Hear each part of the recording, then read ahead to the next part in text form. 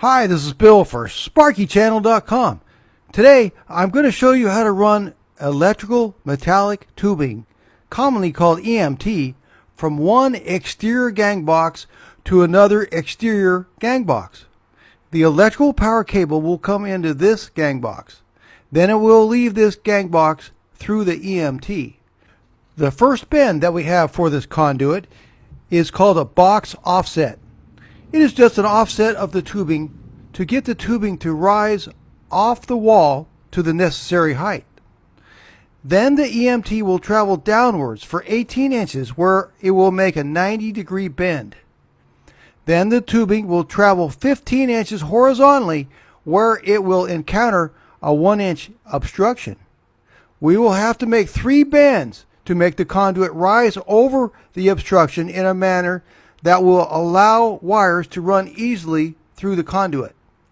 Since the middle bend will be 45 degrees and the 2 outer bends will be 22.5 degrees, the wire will run easily through the conduit.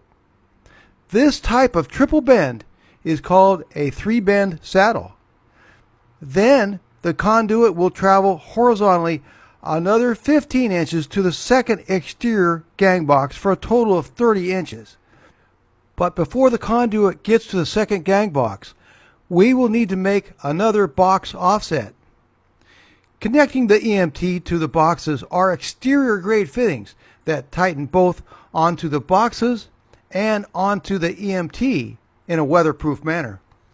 I will use my Klein EMT bender to accomplish these various bends. First, we will start with the first box offset. Typically, these box offsets are 1/2 inch, but this one is 3/8 of an inch. The height of the offset, the distance between the 2 bends, and the angle of the bends are mathematically related.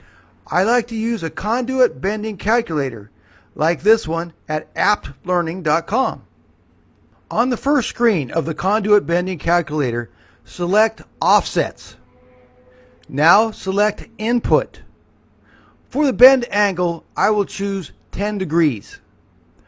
The offset rise is 3/8 of an inch. The conduit size is 1/2 inch EMT. The bend radius is 5 inches.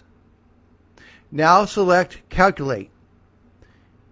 Here is the resultant bend data.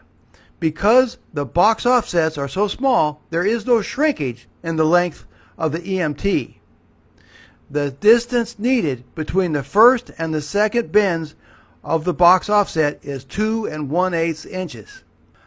I'll start by measuring 2 3/4 inches on the piece of EMT. From this mark, I'll measure the 2 1/8 inches. These will be the 2 marks where we will make our 10-degree bends. Align the first mark with the arrow on the bender. Bend the EMT to the 10-degree mark. Turn the EMT 180 degrees and push it to the next mark. Check to make sure the first bend is in the same plane as the rest of the piece of EMT. Bend the EMT in the opposite direction of the first bend 10 degrees. Now you have accomplished your first box offset. Now we will make the 90-degree bend at 18 inches. The part of the conduit that rises 18 inches is called a stub. Notice on the bender it says stubs 5 inches to arrow. This means that the bend will be 5 inches of our 18-inch stub. So we will measure 13 inches on our conduit and make a mark. Now put the arrow of the bender on the 13-inch mark. Put your foot on the heel of the bender and pull the handle back in a steady manner until you reach 90 degrees. Now our conduit travels 15 inches horizontally where it meets a 1-inch obstruction. Let's consult a 3-point saddle bend chart, like this one found on browntechnical.org. We see that for a 1-inch obstruction, we have 3/16 inch shrinkage when using a 45-degree center bend and 2 22.5-degree bends.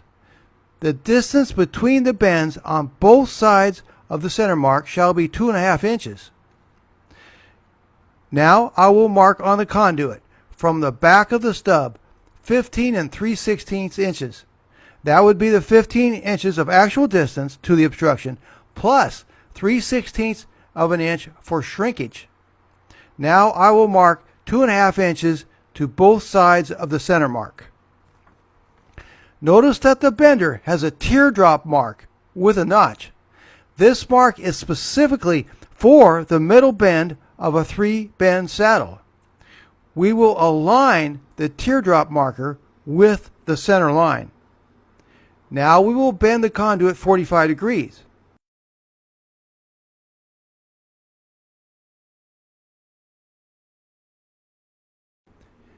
Now push in the conduit and twist it 180 degrees. Notice that the hook of the bender is facing the center line. Align this line with the arrow of the bender.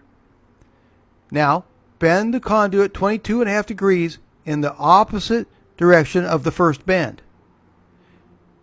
Now we will make the second 22.5 degree bend. Make sure that the hook of the bender is facing the center bend and that you'll be making a bend in the opposite direction of the first 45 degree bend. Now bend the conduit 22.5 degrees. You now have a 3-bend saddle. Now I'll measure from the back of the stub 30 inches and cut the conduit. After it's cut to length, I'll make one more box offset by using the same measurements and techniques as the first box offset. Now I will ream both ends of the conduit. I use my Klein Impact Ready reaming drill head on my DeWalt DCF 895 1/4-inch impact gun. The reaming drill head gets the sharp ends of the conduit nice and smooth so that no wires will get nicked. Now let's try out the conduit with the various bends on it and see if it fits. Congratulations! We now have a piece of EMT conduit which features box offsets, a 90-degree stub, and a 3-point saddle bend. In my video description, I'll put links for the Klein 1/2-inch and 3/4-inch EMT benders, the Klein Impact Ready reamer drill head, the DeWalt DCF 895 3-speed 1/4-inch impact driver, the new DeWalt Impact Ready reamer drill head, the Hubbell rain-tight EMT connectors, the Greenlee 1810 little kicker offset bender for 1/2-inch EMT, and the Hubbell single gang weatherproof electrical boxes. Thank you. I hope this video is helpful.